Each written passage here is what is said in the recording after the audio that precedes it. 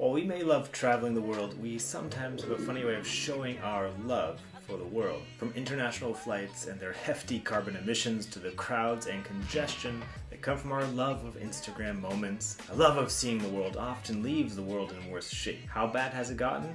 Well, we've seen a shutting down of locations across the world to tourists, from Everest Base Camp to beaches in Thailand as a result of over-tourism. Some places like Hawaii are even having the residents sound off against tourism, saying thanks but no thanks to tourism's return post-pandemic. As a tourist, even a well-intentioned one, figuring out where to travel, or even if you should travel, can feel like a no-win proposition. That's the goal of regenerative tourism, an idea that's been growing in popularity. In short, it's about moving past sustainability, which is focused on minimizing negative impact, toward a style of tourism that results in a positive impact on a place and its people. It's like our parents always told us, try to leave things better than you found them. But what does better mean? Does the style of tourism stand a chance to make a difference? And can regenerative travel actually be a force for good? Let's find out.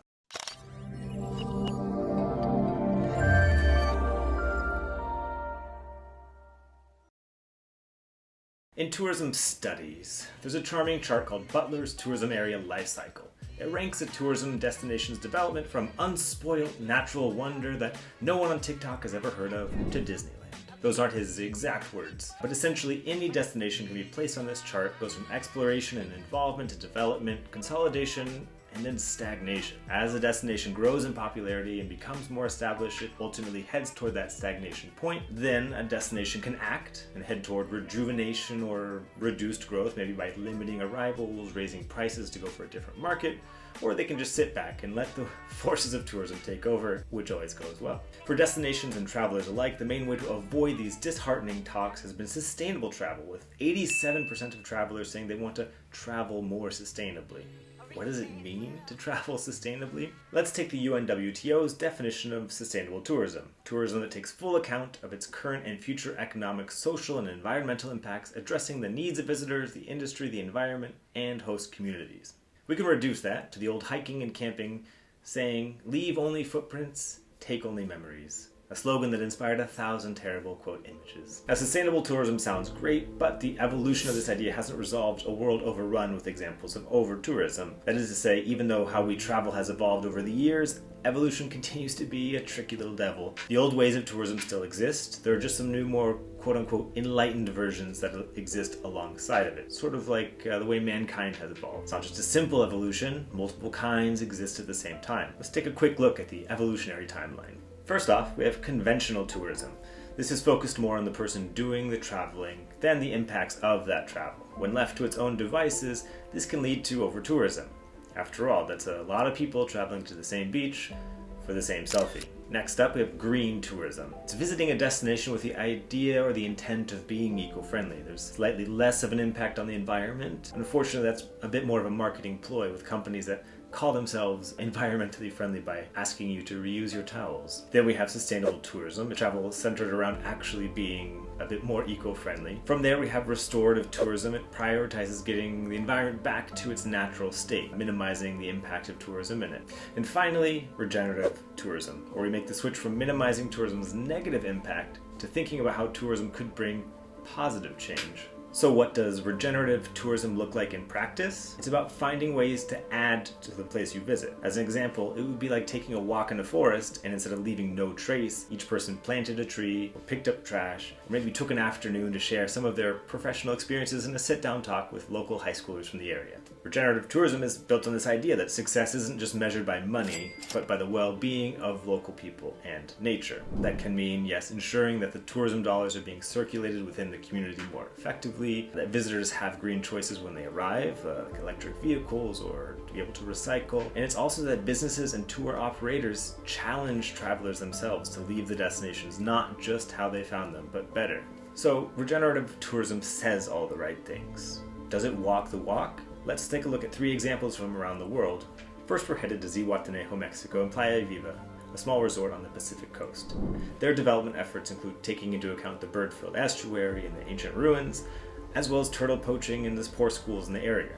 by using the small town as a gateway to the property, developing an agricultural system for that property and for local residents, and charging a small fee to any stay for a community development trust. They can preserve natural resources, enhance local communities, and still allow tourists to enjoy this Pacific Coast getaway. Next, let's head to Southwest Africa, to Damaraland, Namibia. In the mid-90s, this was an area rife with human-wildlife conflict and almost 100% unemployment. But a joint venture between travel operator Wilderness Safaris and the local community led to the community owning and operating Damaraland Camp and a 869,000 square acre conservancy. Now, a trip stateside to Minnesota, where the Minnesota-based nonprofit IndieFly develops equitable ecotourism initiatives centered on fly fishing and conservation. These projects are 100% community-owned and operated. We also see this at the destination level with places like New Zealand and Hawaii measuring success not just by visitation numbers or spend, but by resident happiness. On an economic level, we can see it in groups working to keep tourism dollars local. Part of the challenge here is actually tracking that impact, and one company working to do so is G Adventures with their Ripple Score, a quote, tool to show you the percentage of money we spend locally on trip services like accommodations, restaurants, and transportation. Next up, it's our turn. So how can individuals get involved? First, by thinking about your booking decisions beforehand. One way to do that is by booking through a site called Regenerative Travel. This is a booking agency that vets its members, its resorts based on metrics like carbon usage, employee well-being, immersive guest activities, and sourcing local food. Another tool is to think about your impact while you're traveling, which you can do through companies like Sustainable Travel International, which have a very easy-to-use calculator, as well as a system for buying your own carbon offsets. And then the next step is what you do while you're in that location. This could be staying in locally owned properties, supporting locally owned businesses. Maybe it's going to a local farm, participating in agriculture while traveling, volunteering in a way that doesn't take away jobs from local people. Yeah, we'll be talking about the craziness that is volunteer tourism in just a few weeks. But look, regenerative tourism sounds great, but can it actually turn tourism into a force for good? Let's revisit that tree planting example of our walk in the forest. Tree planting is visceral, it's physical, it feels like the right thing to do. Hell, I even did it when I was in Uganda with a coffee seedling. It's about a year old right now, I'm very proud. But what does planting a tree do in terms of net impact on your carbon emissions while you travel? Not nothing, but basically nothing. Let's take a look at Good Trip Marketplace's report. Using the UK as a starting spot, it breaks down the number of trees needed to offset an entire trip. Ranges from 78 trees to offset a UK-New York flight to 278 trees from the UK to Sydney. This gets more into the carbon offset conversation, which again, this is another conversation we'll have soon. So I'll save more points for that, but to say it succinctly, a single tree is more symbolic than significant. That's exactly the threshold regenerative tourism seems to be saddling right now. Symbolic versus significant. Because a site like Regenerative Travel has become one of the leaders of this movement, and one of its most visible proponents, we can see there a microcosm of what could make regenerative travel even more impactful than it is, as well as what keeps it from being as big as it deserves. Capturing the idea of a movement like regenerative travel, regenerative tourism takes big promises. One of those comes in the form of these regenerative metrics. These metrics aren't completely public. Regenerative travel lists some standards and criteria that include the difficult to define ideas like property feels completely unique. When we look at pages for each individual resort, we see a description of regenerative impact on each page. A great way to increase the visibility of this work, but does include difficult to define ideas like enriches the local community's well-being, regenerates the landscape, pioneers in regenerative design, brings raw materials in the largest quantity feasible,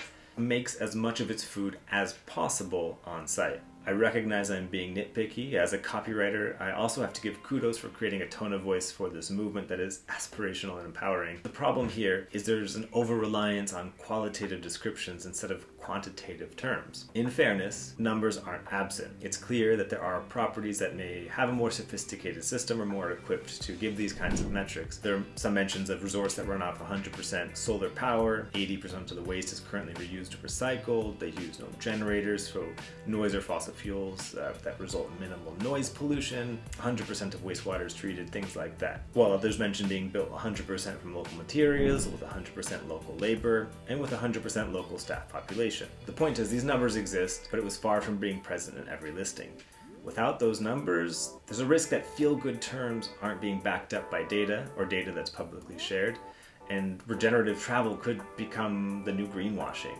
Still, there is plenty to be excited about and encouraged by, in the same way that Sustainable Travel International's calculator makes it straightforward to see our impact moving from place to place. That same type of rigidity could be applied to make regenerative tourism more clearly understood. And if you're wondering if travel needs to be more clearly understood, there are two numbers that should give you pause: 8% and $5.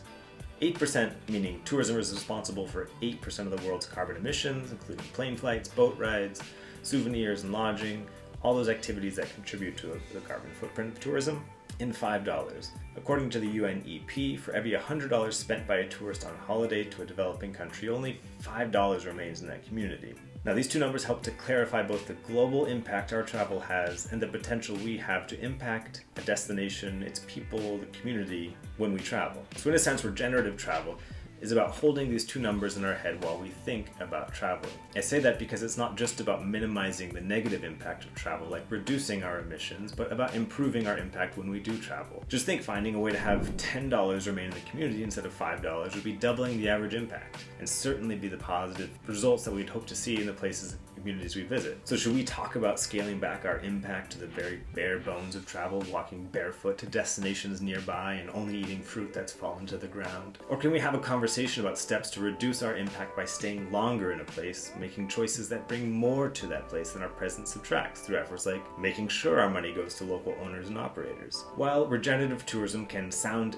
idealistic, there are steps being taken to make it more realistic. As more and more people begin to consider it, question their own role in their travels, and make choices for transportation and accommodations based on that assessment, regenerative tourism goes from being an idea that's purely symbolic to one that's increasingly significant. Let us know what you think of regenerative tourism, like this video, and we'll see you in the next one.